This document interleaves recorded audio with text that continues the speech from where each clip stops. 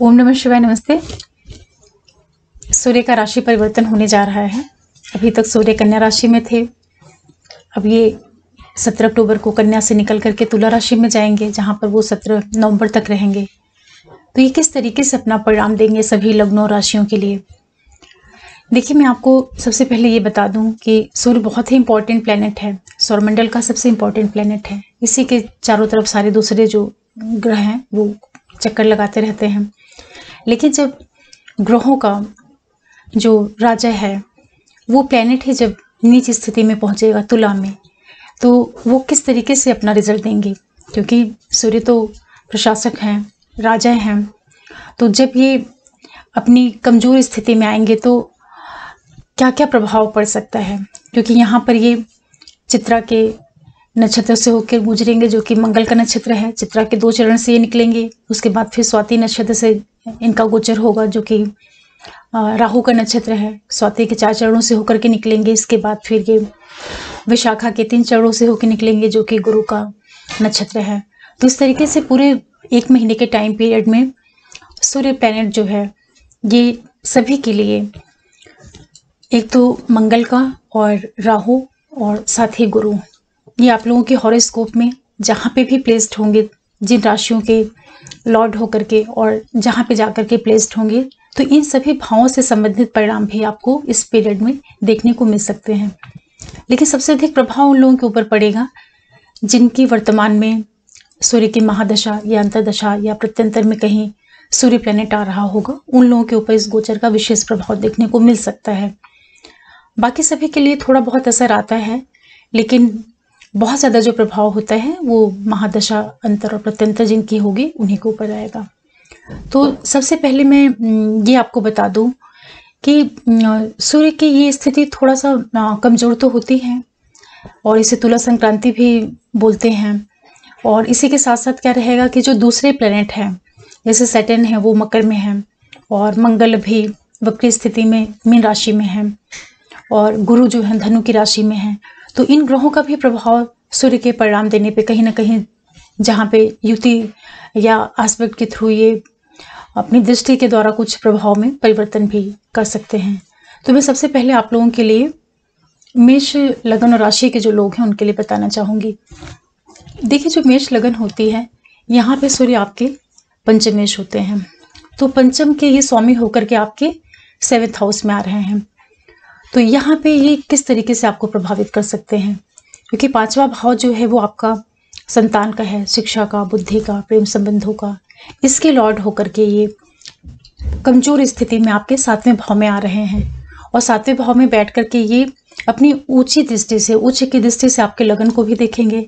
और वैसे भी जो मेष राशि के जातक होते हैं वो बहुत जल्दी कोई डिसीजन ले लेते हैं, क्योंकि मंगल से प्रभावित लोग होते हैं, और उसके ऊपर इनके ऊपर सूर्य का एस्पेक्ट भी आएगा।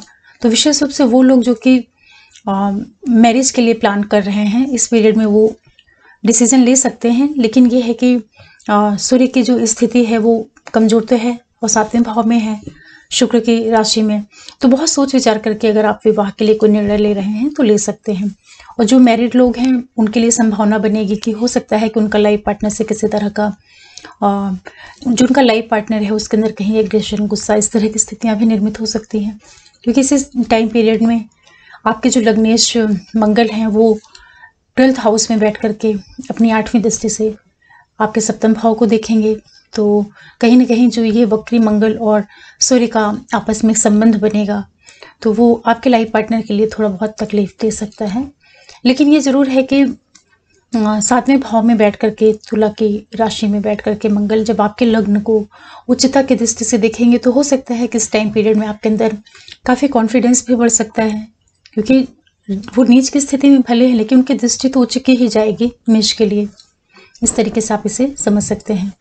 तो लाइफ पार्टनर और बिजनेस पार्टनर के साथ में आप थोड़ा सा संबंधों को एडजस्ट करते हुए चलें, तो ये 1 महीने का जो गोचर है ये आपके लिए फ़ायदा कर सकता है। और साथ ही साथ ये भी है कि ये कहीं ना कहीं आपके लग्न और अष्टम भाव को भी एक्टिवेट करेंगे जब ये चित्रा के नक्षत्र से होकर के निकलेंगे, चित्रा के 2 चरणों से जो इनका प्रारंभ होगा। तो आपको अपने लग्न से संबंधित और 8वें भाव से जो सडन प्राप्तियों वाला भाव है वहाँ से भी कुछ परिणाम देखने को मिल सकता है। और साथ ही साथ जहाँ पे आपके राहु बैठे होंगे जिस भी भाव में, वहाँ का भी आपको कुछ न कुछ उस भाव से संबंधित परिणाम देखने को जरूर मिलेगा।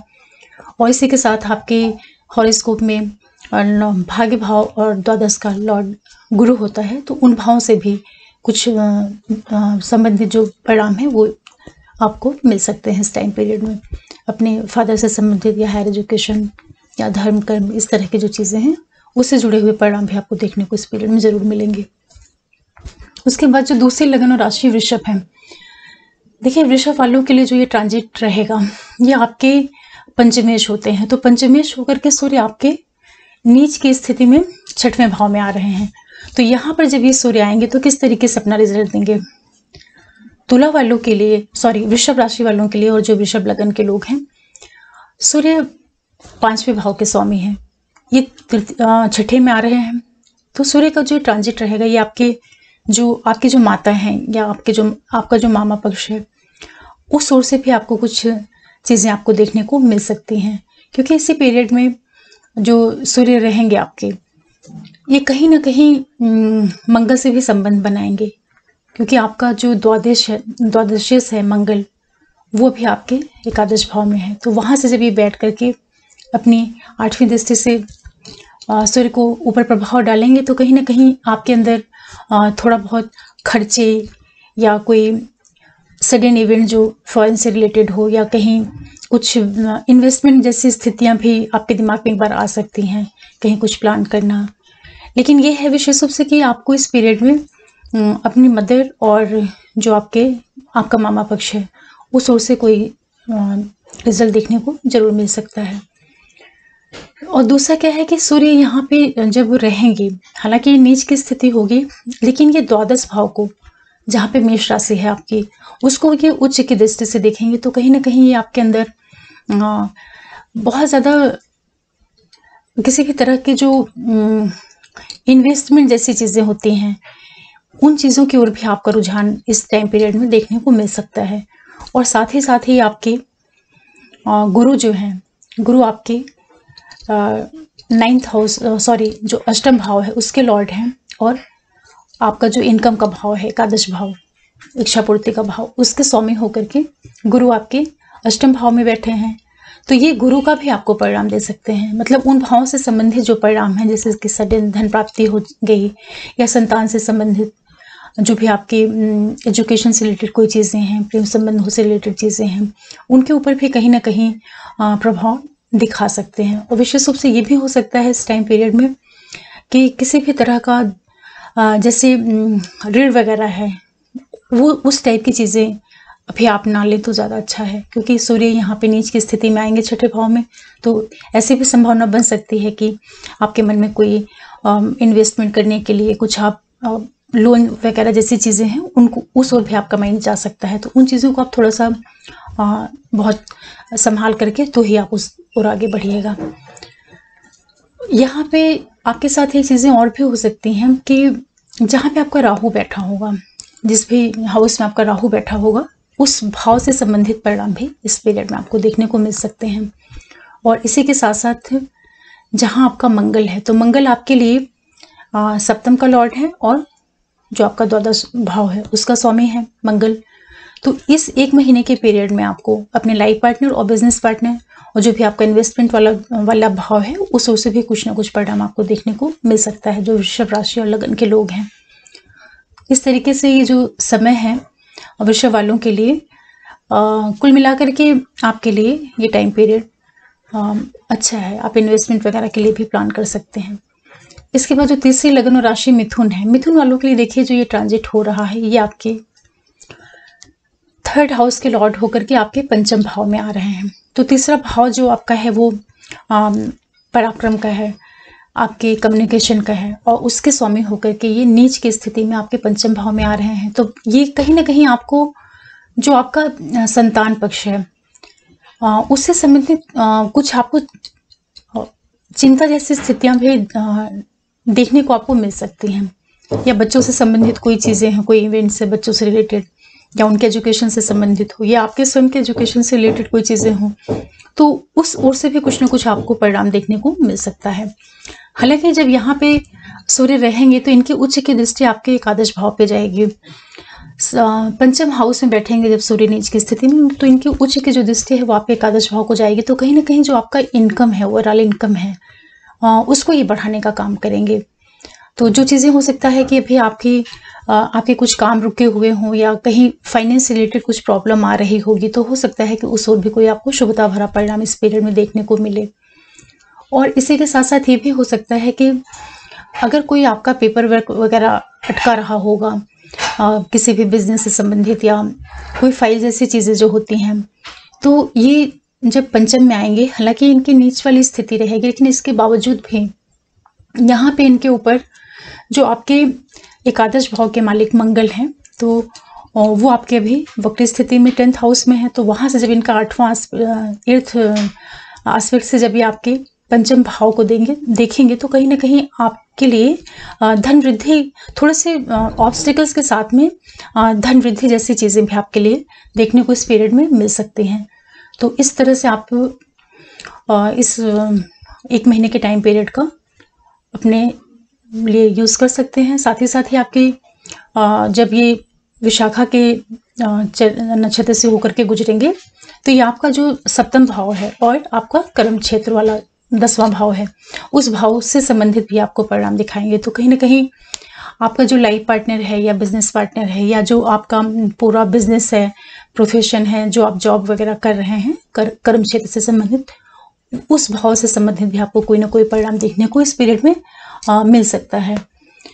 और इसी के साथ साथ यहाँ पे सैटर्न पे एस्पेक्ट डालेंगे या इस सूर्य के ऊपर, क्योंकि सैटर्न आपके अभी अष्टम में है, मकर राशि में। तो वहाँ से जब ये अपनी 10वीं दृष्टि से आपके पंचम भाव को देखेंगे, सूर्य को देखेंगे, तो वहाँ पे कुछ चीज़ें आपके लिए, क्योंकि ये जो सैटर्न होंगे ये अष्टमेश होकर के हैं, तो अष्टम का जब ये शनि आपके सूर्य के ऊपर, जो कि सूर्य ऑलरेडी नीच स्थिति में है, और उसके ऊपर प्रभाव डालेगा, तो कहीं ना कहीं आपको थोड़ा सा अपने संतान पक्ष से या आपके एजुकेशन से रिलेटेड या जो भी आपका क्रिएटिव फील्ड है, उसमें थोड़ी बहुत ऑब्स्टिकल्स जैसी चीज़ें भी देखने को या फेस करने को मिल सकती हैं।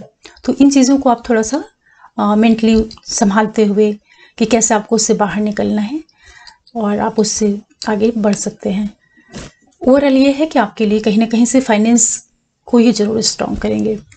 इसके बाद जो चौथी लगन और राशि कर्क है, कर्क वालों के लिए देखिए जो ये ट्रांजिट हो रहा है, ये आपके सूर्य आपके लिए 2nd हाउस के लॉर्ड होते हैं, जो आपका कुटुंब वाला भाव है, जो आपके धन है, बैंक बैलेंस है, ज्वेलरी वाला भाव है, जो आपके वाणी भाव है, वहाँ के लॉर्ड होकर के ये आपके 4थे हाउस में आ रहे हैं, 4th हाउस में, जो आपकी माता का स्थान है। तो इस पीरियड में ये संभावना बनेगी कि हो सकता है कि आपको अपनी मदद से किसी तरह का प्रॉफिट हो जाए, या माता जो आपकी मदर हैं वो आपके लिए कहीं ना कहीं एक सपोर्ट का काम करें, आपके लिए एक बहुत पॉजिटिव सपोर्ट मिले उनके थ्रू। हालांकि ये सूर्य की नीच की स्थिति होगी, लेकिन इसके बाद भी चूंकि वो माता के स्थान में है, तो मदर के द्वारा आपको कुछ सपोर्ट मिल सकता है।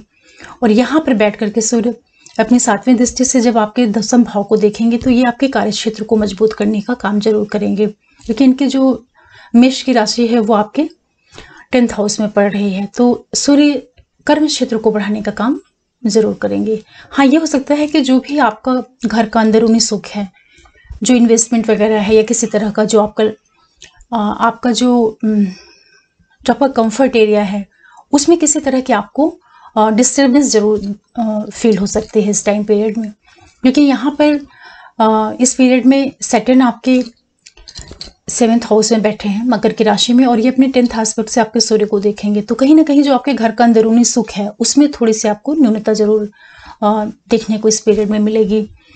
और एक चीज़ और आप लोगों को इस पीरियड में देखना चाहिए कि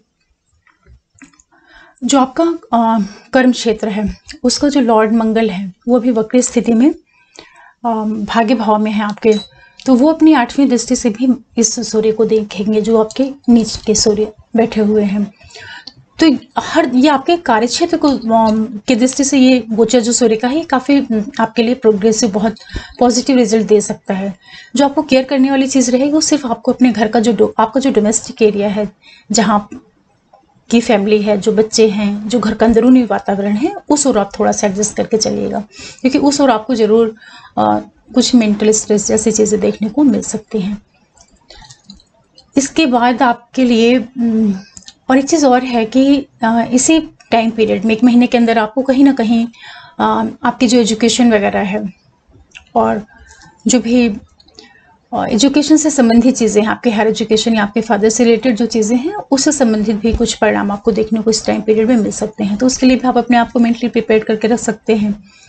और ये है कि कर्क के लिए हर एक तरह से, हर एक एंगल से सूर्य की जो स्थिति है उसके थ्रू भी और जो बाकी अदर प्लैनेट्स हैं, हर एक जो कॉम्बिनेशन बन रहा है, ये कहीं ना कहीं आपके प्रोफेशन को मजबूत करने का काम कर रहा है।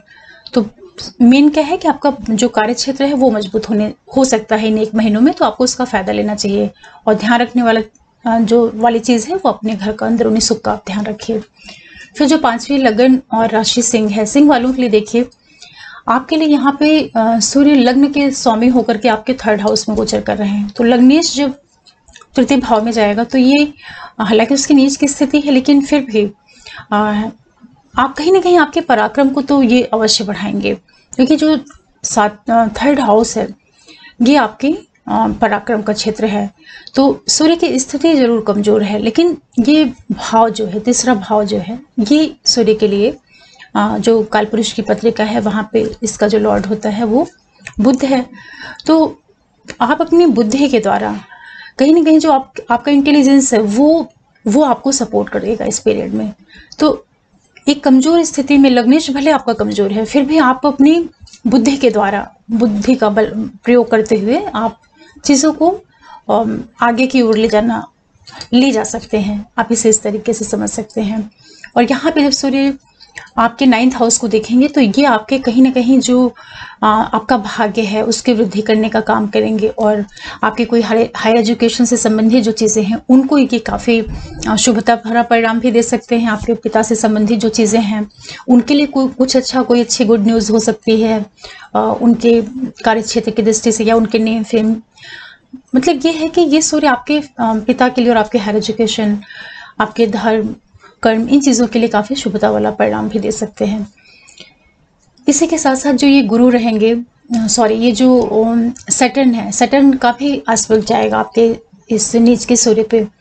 तो आपके जो छोटे भाई बहन वगैरह हैं, विशेष रूप से जो आपके छोटे भाई बहन हैं और जो आपका आस पड़ोस है, इन लोगों के साथ में आपको थोड़ा संबंधों को संभालते हुए आगे बढ़ना चाहिए। और साथ ही साथ जब ये नीच का जो ये सूर्य है इसका और सैटर्न का जब एक कॉम्बिनेशन बनेगा तो ये हो सकता है कि आपकी वाणी को, जो आपकी कम्युनिकेशन स्किल है उसको ये उसमें कहीं एक प्राउड कह लीजिए या आपकी स्पीच को ये बिगाड़ सकते हैं। तो विशेष रूप से आप इस चीज़ का भी ध्यान रखिएगा कि आपका जो टोन है, बोलने का तरीका है, वो ऐसा ना हो कि आपकी कोई चीज़ें उससे बिगड़ सकें। इसका भी आपको विशेष रूप से ध्यान रखना चाहिए। इसी के साथ साथ जो मंगल है, मंगल भी आपके सूर्य के साथ कहीं ना कहीं संबंध बना रहे हैं, क्योंकि जब चित्रा के नक्षत्र से सूर्य का ट्रांजिट होगा तो ये आपके लिए जो आपका 4th भाव है, माता वाला भाव, और जो आपका भूमि, इन्वेस्टमेंट, सुख से संबंधित जो भाव है वो, और भाग्य वाला भाव जो है 9th हाउस, इन दोनों को एक्टिवेट करेंगे तो उस ओर से भी कुछ परिणाम आपको देखने को मिल सकते हैं। तो उस ओर भी आपको थोड़ा ध्यान देना चाहिए। तो जो सिंह लगन और राशि वाले लोग हैं, आप लोगों के लिए सूर्य का जो ट्रांजिट रहेगा ये आपके कहीं ना कहीं आपकी जो एजुकेशन से संबंधित चीज़ें हैं, स्पेशली जो आपके हायर एजुकेशन है, जैसे रिसर्च वगैरह कर रहे हैं या कोई आपका PhD से रिलेटेड काम है, उस ओर ये कुछ आपके लिए पॉजिटिव रिजल्ट ला सकते हैं। और आपके फादर से संबंधित जो चीज़ें हैं उसके लिए भी कहीं ना कहीं शुभता भरा परिणाम आपको दे सकते हैं। और ये जो टाइम पीरियड आपके लिए रहेगा, ये जो आपको केयर करने वाली चीज़ रहेगी, सिर्फ आप अपनी वाणी का विशेष रूप से ध्यान रखिएगा। आपका जो प्रेजेंटेशन है ओवरऑल वो नहीं बिगड़ने पाए, तो आप इस गोचर का फ़ायदा ले पाएंगे। इसके बाद जो कन्या लगन और राशि वाले लोग हैं, आप लोगों के लिए देखिए जो ये ट्रांजिट हो रहा है सूर्य का, ये आपके 12th लॉर्ड हैं। तो 12th के लॉर्ड होकर के ये आपके 2nd हाउस में आ रहे हैं। तो जब आपका 12th भाव का स्वामी आपके 2य भाव में आएगा तो कहीं ना कहीं आपके खर्चे इस पीरियड में हो सकता है कि अनावश्यक जो आपका खर्च है, इस तरह की स्थितियां भी आपके लिए निर्मित हो सकती हैं।